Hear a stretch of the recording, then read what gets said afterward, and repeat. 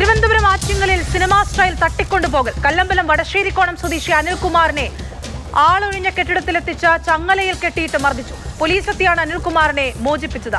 മകളെ വിവാഹം കഴിപ്പിക്കാത്തതിന് പിതാവിനെ തട്ടിക്കൊണ്ടുപോയി മർദ്ദിച്ചതാണെന്ന് പോലീസ്.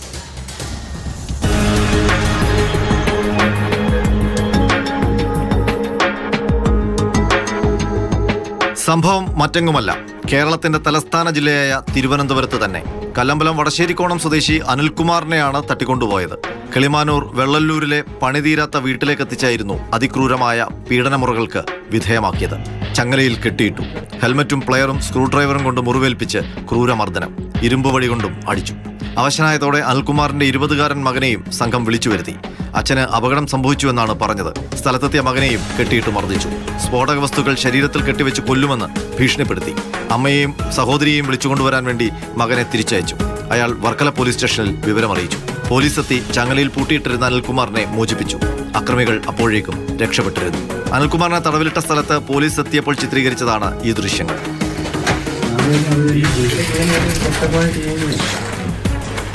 അവർ എൻ്റെ കൈയും കാലും എല്ലാവരും കൂടെ പുറത്ത് കയറി ഇരുന്ന് കൈയും കാലൊക്കെ കൂട്ടി പിടിച്ച് കെട്ടി പൂട്ടി. അപ്പം ബാക്കിൽ അവർ സാറന്മാർ കണ്ടിട്ട് പറഞ്ഞു ബാക്കിൽ കുഴിയൊക്കെ എടുത്തിട്ടേക്കെന്ന് പറഞ്ഞു. അപ്പോൾ നമ്മളെല്ലാവരെയും കൂടെ വക വരുത്തിയിട്ട് എന്തെങ്കിലും ചെയ്യണം എന്നുള്ളത് രീതിയായിരുന്നു. 1 വർഷം മുമ്പ് യുവാവും ബന്ധുക്കളും അനിൽകുമാറിന്റെ മകളെ വിവാഹം ആലോചിച്ചെത്തിയിരുന്നു.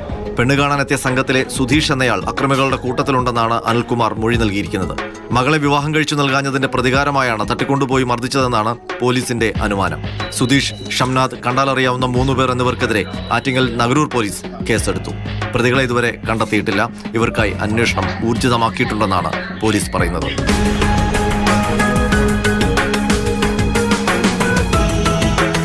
മാതൃഭൂമി ന്യൂസ്, തിരുവനന്തപുരം.